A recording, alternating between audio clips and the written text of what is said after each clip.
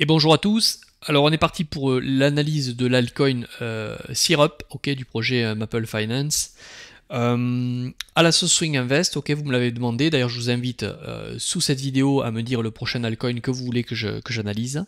Pour ceux qui ne connaissent pas l'approche Swing Invest, je vous invite à aller un peu feuilleter tout ce qui a été dit un peu sur lorsque j'ai fait des analyses précédentes sur des alts, par exemple en décembre quand tout le monde était chaud à l'investiture de Trump, ou à l'été dernier lorsqu'il y avait eu les acceptations ETF, enfin au printemps 2024.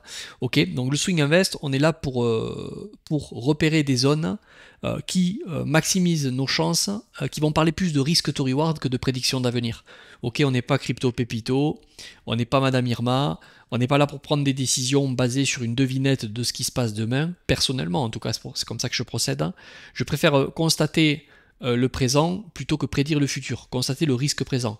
C'est-à-dire, je m'explique, et je le dis avant qu'on commence parce que certains auront très certainement un avis fondamental. Syrup, le projet, c'est enfin Maple, c'est finance, ça fait le café, c'est super, c'est l'avenir, tout ça. Peut-être c'est le cas. Hein. Dans tous les cas, chacun a son propre avis. Et je trouve moi personnellement que le fondamental en crypto, ça maximise les chances que le projet ne crève pas. Mais pour moi, ça n'est aucun cas garant que le projet va exploser. Il y a des super fondas qui font rien, et il y a des têtes de grenouilles et des têtes de chiens qui font des performances extraordinaires des fois, allez savoir. Donc je préfère... par contre, attention, ça ne veut pas dire qu'il faut jamais regarder le fonda, mais c'est un élément qui vient confirmer pour moi une analyse technique. Et donc le swing invest, et surtout en tant qu'investisseur, il y a des zones où ça peut monter, mais je vais m'abstenir, le non-agir, hein, être capable des fois de foutre ses mains dans ses poches plutôt que forcer le destin, parce qu'il y a des zones qui vous mettent dans une grosse difficulté si ça ensuite ça tourne mal. Et être capable aussi bien entendu de prendre des profits, parce que tout ce qui monte fort finit par retracer. Vous n'avez qu'à regarder le top 25, le top 50 d'il y a un an, celui d'il y a 3 ans, celui d'il y a 5 ans. Ok, ça change tout le temps. Ok, où sont les anciens projets que tout le monde vous s'arrachait à l'époque aujourd'hui? Tout le monde s'en bat les steaks. Ok. Après la season de 2021, les gens qui ont connu le bull run là, que nous avons vécu, que nous sommes en train de vivre depuis 2022, okay, sur les cryptos, hein, sur l'ensemble de l'écosystème crypto, certains sont arrivés et en ont rien à foutre des DOT, Link, Matic, Polygon, GLD, tout ça, ok, alors qu'à l'époque c'était révolutionnaire, ouais, le sharding, la scalabilité de cette blockchain, c'est la folie, les fees sont réduits, tout ça, tel projet de finance décentralisée, mais c'est superbe et tout.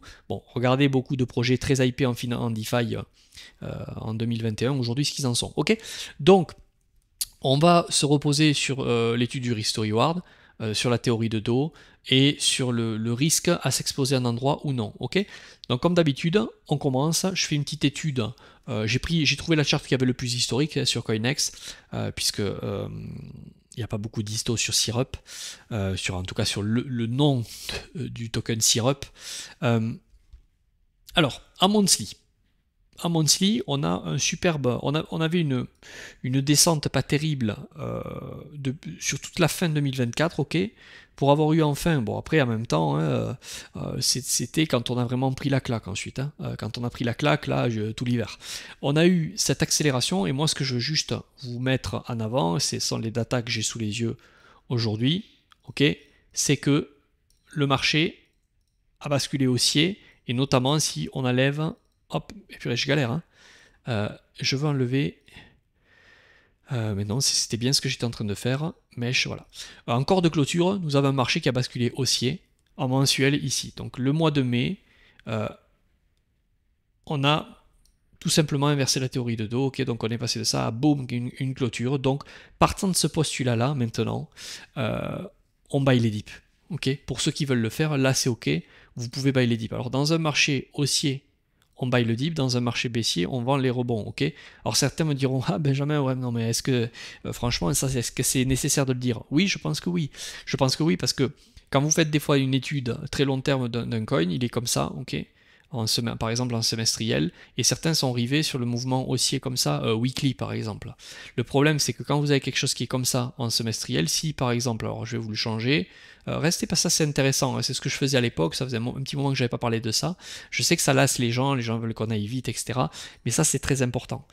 L'attitude sur cette résistance ici, ok, pour moi, n'est pas la même lorsque j'ai ça, Par exemple, si que lorsque j'ai ça, je vais vous le remettre en jaune ici, voilà. Vous allez voir ce que je suis en train de vous dire. Que si j'ai ça, ok, voilà. Donc je vais effacer ce qui sert à rien, là, tac. Mince, j'aurais pas dû tout effacer, mais c'est pas grave. Quand je vous disais on vend pas les rebonds, on buy les dips en marché haussier et que c'était si évident, oui, bien évidemment, c'est sûr que c'est évident, mais l'attitude pour moi à avoir dans cette zone, qui est une zone à prise de profit, bien évidemment, hein. Là je vais vous découper le mouvement haussier ici, par exemple on est en weekly, voilà, ça y est, j'y suis, excusez-moi, je prends un petit peu de temps en temps. Certains ont les yeux rivés là sur ce mouvement haussier, weekly. Mais ils ne voient pas qu'au-dessus de leur tête, hein, si ça c'est du semestriel, c'est bearish. Donc quand je vous dis dans un marché haussier, on buy les dips et dans un marché baissier, on vend les rebonds, ben, là c'est un marché baissier. Si le jaune c'est du trimestriel par exemple et que le blanc c'est du weekly, certains voient que le marché haussier ici, je ne dis pas que c'est interdit de le prendre, hein. Il y a des runs des fois entre ici et ici qui vous offrent 300-400%. Mais par contre, vous devez être lucide pour ça, pour dire que ici, ben, si autant là c'est TP partiel peut-être 25, si vous jouez un cycle 25%, 10%, 50%, ça dépend ce que vous souhaitez faire. Autant là, il faut être lucide au-dessus de votre tête et vous dire attention, là il y a quand même, oui je suis aussi en weekly, mais peut-être qu'en weekly, la fête va se terminer bientôt. Pourquoi? Parce que c'est l'unité maître au-dessus qui va prendre le dessus. Donc peut-être que là c'est TP 75. Alors oui, s'il a été listé au mauvais moment, si le projet a été créé au mauvais moment, etc. Peut-être que ce mouvement baissier long terme va être renversé à un certain moment, mais dans tous les cas, vous ne devez pas payer pour voir, vous devez voir pour payer. Donc il vous faut bien délester à un certain moment pour que si on a rejet et validation, ben là oui, épaule, tête, épaule inversée, on contre ce V-top en double bottom, et à partir de là, rien ne vous empêche d'avoir payé le prix, l'assurance handicap de vous être délesté ici, ok, pour pouvoir ensuite vous réexposer ici, c'est pas grave, c'est-à-dire que vous avez potentiellement évité un drop, 2, ce que vous risquez au pire, c'est une consolidation et que ça passe, bon, mais c'est pas grave, c'est la gestion de risque, mais c'est ça dont je suis en train de vous parler. Donc c'est pour ça que quand j'ai commencé au début sur Maple de suite, je vous ai dit, pour moi, ici, c'est très important cette bougie-là parce que c'est elle qui nous fait passer haussier et qui donc nous met dans une attitude maintenant potentiellement de buy le dip. Ok, voilà. Alors, je remets les mèches. Pour la suite de la vidéo, ce que je vais peut-être vous dire maintenant va vous embêter. C'est-à-dire que là, clairement, pour moi, on ne paye pas ici. Okay, pour moi, c'est une zone trop risquée. Je vais très certainement pas me faire des amis mais c'est pas grave, comme je me suis pas fait d'amis lorsque tout le monde était très chaud au printemps 2024 ou en décembre 2024 et que j'annonçais des fois des targets qui étaient bien plus basses. Alors pas parce que je le savais, mais parce que je vous disais juste que c'était un risque qui existait et c'est surtout que c'était des targets d'investissement et c'était ça ou rien. Des moins 60, des moins 70. Alors souvent, quand on est chaud, quand on est dans le feu de l'action, ouais, mais sur ce projet, c'est pas pareil, c'est impossible, etc. Peut-être que vous avez raison, mais encore une fois, le but, c'est pas d'avoir raison, le but, c'est est-ce que ça vous coûtera plus cher d'avoir eu tort ici que ailleurs. Et si vous avez tort ici, et que finalement, comme tous les projets, celui-ci se bouffera une grosse phase de retracement, peut-être à partir de 2 semaines, celui qui aura eu raison, on s'en fout. Est-ce que tu seras sur la photo avec des profits partiels ou coincé sur des prix d'achat ici ou est-ce que non, tu ne seras pas sur la photo et justement tu auras le cash pour pouvoir acheter un dip d'investissement, ok? C'est-à-dire que là, la théorie de dos nous dit que oui, on est passé haussier, ok? Mais à tout moment, si on replie comme ça, tu peux pas vendre en fait. Tu es obligé, au contraire, ce seront des zones d'achat si on revient ici, ok? Ça aussi, je l'ai souvent dit à une époque, dans une tendance haussière, ok? On n'est pas là pour savoir où est le top et deviner à la madame miroir. On est là pour constater que si on commence à payer là, on n'est plus au bottom. Le bottom est ici. Okay, par contre, si ça commence à replier, on ne sait pas où est le bottom, mais on sait qu'on n'est plus au top. Donc c'est pour ça que je vous dis que dans une tendance haussière, vous êtes obligé d'attendre au moins le dip pour penser à vous exposer. Okay, c'est ça que je suis en train d'essayer de dire. C'est comme dans une tendance baissière, on ne sait pas où est le bottom, ok, mais par contre, à tout moment, vendre ici, c'est vendre un bottom. Pourquoi? Parce que vous avez un rebond qui est ici, donc à tout moment, vous pouvez avoir un rebond. Donc dans une tendance baissière, ou quand on est coincé, par exemple, qu'on n'a pas vendu, il faut au minimum, on est condamné à attendre des rebonds pour vendre, ok? Ok, à la limite, il y a les traders de cassure, à la limite, quelqu'un qui s'expose ici, je veux bien l'entendre, comme par exemple quand on a cassé là, bon, mais malgré tout, je fais pas partie de la famille de ceux qui vont. Pour moi, les cassures, ça commence déjà à être du trend following, du trading de continuation de tendance, et pas du trading du trading de retournement. Ok. Après, il n'y a pas de c'est mieux ou c'est pas mieux. Tout est question de comprendre ce qu'on est en train de faire. Ok, donc pour moi ici, bien évidemment, vous ne payez plus. Pourquoi? Parce qu'à tout moment, on est sur un top temporaire et vous n'aurez pas le cash pour acheter. C'est très différent du trading. C'est-à-dire que là, par exemple, en trading, on pourrait très bien dire, mais si, regarde Benjamin, là il y a un bottom, théorie de dos, c'est toujours haussier, on a clôturé haussier ici, tout est haussier. En fait, pour l'instant, je vous spoil, hein. Tout est haussier là sur Syrup. Il n'y a rien qui nous dit qu'on a topé. Ok, mais encore une fois, si on avait topé, il y a deux écoles. Il y a l'investisseur il y a de fortes chances que si ça commence à faire ça, il va se dire bon, mais c'est pas grave, écoute, j'ai acheté par ici, bon, ça va bien. Et hop, rebond. Et ensuite, ah, mais bon, je suis un peu sous l'eau. Bon, dans tous les cas, maintenant, c'est des zones d'investissement. On est bien d'accord que c'est une zone d'investissement ici, oui. Bon, mais c'est pas grave, écoute, je vais acheter là, comme ça lissera mon prix. En fait, vous ne devez pas être le trader qui devient investisseur par défaut. C'est ça que je suis en train de dire. Des fois, il vaut mieux laisser partir un prix parce qu'il ne correspond plus à une zone d'investissement, même s'il peut monter, plutôt que de si j'ai raté la zone d'invest, entre guillemets, et que le risque to reward actuellement est trop dangereux, commencer par risquer de me foutre une balle dans le pied. Ok, c'est ça que je suis en train de vous dire. Pour autant, il y a très certainement là des setups de traders à prendre. Ok, ceci. Ok, par exemple là, la clôture haussière weekly, le stop plus serré ici, voire sous cette structure là. Ok, je rentre ici, je joue la continuation haussière. Par contre, si ça vient ici, je sors, terminé.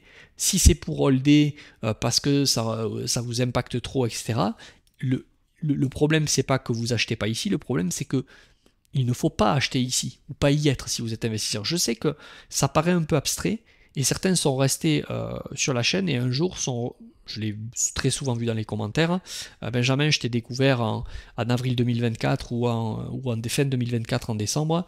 Au début, franchement, ça me saoulait un peu ce que tu disais, je comprenais pas trop, et ben quand tu prends des claques, tu comprends ensuite. Donc ici, pour moi, c'est pas une zone d'invest. Pour autant, tout est haussier. Donc c'est justement le moment peut-être de se poser la question, si vous avez des super prix, de dérisquer un petit peu quand des traders sont en train potentiellement de eux prendre des patterns d'achat en ce moment. Ok? Mais quand je vous dis dérisquer, c'est du TP partiel éventuellement. Donc pour moi, minimum, strict minimum, donc la tendance est toujours haussière, alors avant de voir les targets, hein, la tendance est toujours haussière sur Syrup. En 3 jours, c'est pareil, il n'y a aucun signe pour l'instant de fragilité, hein, jusqu'à preuve du contraire. On a ici une zone, il commence à y avoir quand même beaucoup de zones qui ne sont jamais prises. Je vous partage ma pensée. Regardez ici, depuis ce niveau-là, c'est-à-dire depuis avril 2025, le 28, pas pris, pas pris, pas pris, pas pris, pas pris, pas pris. Ça commence à faire quand même un gros cumul de liquidités. Ok, on verra si on se retrouvera dans quelques semaines et certains me mettront en commentaire sous cette vidéo. Ah ben putain, finalement, ben voilà, ça y est, c'est fait. Ça fait quand même beaucoup de semaines qu'on le laisse tranquille. Et donc autant de raisons de potentiellement venir prendre quelques stops. Ok, et ça sera là le jeu de l'investisseur. C'est à ce moment, c'est quand certains vont se faire stopper et donc vendre, quand certains vont paniquer, que vous achetez. Ok, en face d'un acheteur, il y a un vendeur. En face d'un vendeur, il y a un acheteur. Mais pour le moment, tout est ok. Ok, même au daily, même jusqu'au daily. Au daily, on voit que bien évidemment, bon, je vous le mets pas souvent, mais si je vous mettais un petit coup de momentum, on voit que le RSI commence à faiblir. On a clairement une divergence baissière. Là, bon, est-ce qu'elle est confirmée déjà ici? Est-ce qu'elle pourrait être reconfirmée? C'est pour ça que je vous le dis, s'exposer. Alors, ne pas vendre, je comprends, parce que c'est encore assez jeune, c'est assez tôt. Bon, on regrette jamais hein, d'avoir pris des profits trop tôt, entre guillemets. Mais je comprends quelqu'un, mais par contre, de se calmer, de calmer son pistil, de calmer ses ardeurs sur de l'achat, quand à un certain moment, c'est plus des niveaux pour de l'investissement, ça je comprends pas. Ok, de ne pas vouloir se calmer. Mais après, vous faites ce que vous voulez, bien évidemment. Donc, daily, pour autant, il n'y a rien de baissier, et tant qu'on n'a pas minimum une prise de ce niveau-là avec une clôture daily, je dirais même quelque chose de comme ça, puisqu'on peut juste prendre la liquidité et continuer, hein, mais quelque chose de comme ça, on n'a pas vraiment de retournement de marché temporaire en vue. Alors qu'est-ce qu'on fait? On attend? Ben, c'est à toi de voir. Soit tu attends et ensuite finalement tu n'es plus très loin de ton prix d'achat et tu regrettes et tu vas holder, soit tu commences à le faire, à prendre des profits avant que ça arrive, au risque que ben, finalement tu le fasses trop tôt. Ça, c'est d'ailleurs tout ça, je le partage au Swing Invest. Si vous voulez rejoindre notre communauté, vous avez un lien sous la vidéo. La prise de profit, le repérage des zones, en accord avec le cycle, avec la psycho du moment, etc. etc. Bon, ceux qui découvrent, prenez le temps de découvrir. Ceux qui sont intéressés par rejoindre le Swing Invest pour la suite, pour mettre en place une stratégie de prise de profit, de gestion de risque en accord avec le risque ressenti, mesuré au moment et l'analyse technique sur l'ensemble du marché, Bitcoin, BTC dominance, etc. N'hésitez pas. Weekly c'est dit, 3day c'est dit, ben on va passer aux zones. Les zones, alors on est bien d'accord, hein, c'est haussier, mais c'est la place maintenant aux traders qui suivent la tendance. L'investissement, l'investisseur ne suit pas une tendance, il repère les zones d'investissement justement quand les traders sont en train d'attendre cash, de voir que le marché reparte pour trouver des setups, par exemple. Okay, j'ai presque envie même de dire que les traders là sont potentiellement à l'affût d'un short qui serait un short de retracement de marché haussier. Je m'explique. Si par exemple ça c'est le weekly, ok, les traders sont en train de rechercher à un certain moment le deep weekly qui va leur permettre de surfer un short H4 par exemple. Ok, les traders sont en recherche de ça, de shorter le contre-tendance. D'ailleurs c'est très risqué à faire, mais il faut être expérimenté. Ok, donc pour moi, alors, je vais vous donner des niveaux qui pour moi me semblent bons. Alors, en commençant par les plus osés, ok, sautez pas au plafond, ça ne veut pas forcément dire qu'on va y aller, mais pour moi, un niveau qui serait excellent, ça ne veut pas dire qu'on va y venir, ça veut dire que si on y vient, ce sont des niveaux qui sont excellents, c'est la pure notion du risk to reward, au plus on est proche du bottom, au plus c'est excellent. Avez-vous envie d'attendre, de prendre ce risque d'attendre jusqu'ici, de payer le prix qu'on n'y revienne potentiellement pas, etc. Mais pour moi, c'est minimum les 0,26, ce que je vois ici. On va essayer de trouver un peu de confluence avec d'autres unités de temps. Par exemple par là, non ça a été retesté déjà, ok, là on voit qu'on a un petit imbalance à cet endroit, très bien, le marché s'est bien constitué là, court terme bien évidemment, je vous l'ai déjà dit, on a potentiellement, mais là attention, c'est plus de l'invest, là c'est vraiment court terme, on vient sur ce niveau, on ramasse les deux bougies, hop, continuation haussière et c'est parti. Mais par contre si on vient à invalider ce signal, ah ouais, mais attends, l'analyse technique, ça sert à rien. Non, l'analyse technique, ça sert pas à deviner si ce prix va être le bon. L'analyse technique sert à constater que ce prix pourrait être le bon si le marché continue la tendance haussière. Et ce prix, finalement, si j'ai un bon money management, ne m'impactera pas trop si ça invalide. Beaucoup moins que si j'achète ici. Autrement dit, quand vous êtes ici dans une tendance haussière, ok, par exemple, si vous achetez là, ben, vous mettez très en risque déjà de devoir ensuite tenir votre position jusqu'à là. Parce que si c'est pour se rapprocher du bottom et penser vente ici, c'est terminé. Alors que dans une tendance haussière, par exemple, si vous commencez à venir ça, au plus vous vous rapprocherez de ce bottom, au plus vous voyez très bien que ce risque to reward d'agir ici, stopper ici pour aller chercher un plus haut qui est, jusqu'à preuve du contraire, la logique du marché, est bien meilleur. Vous risquez ça pour gagner 3 ou 4. Alors que si vous achetez là, vous risquez, même si ça continue, vous risquez ça pour aller chercher quoi? Un inconnu. Vous voyez, c'est ça que je suis en train de vous dire tout simplement. Donc voilà les notions pour se positionner. Pour moi, c'est ici plutôt pour de l'investissement. Après, vous faites ce que vous voulez, bien évidemment, mais c'est minimum, allez, ces niveaux sous les 0,26 ou rien pour le moment. Ok. Ensuite, les zones de prise de profit. On va regarder ça très rapidement. Hop, tac, tac. Pour moi, là, on est vraiment court terme. Alors là, bon, je ne vais pas rentrer dans le détail sur tout ça. Tout ça est très bien détaillé au Swing Invest. On parle de ça, on fait ça toutes les semaines sur les suivis marché, suivi altcoin, sur les permanences, le canal Telegram, tout ça.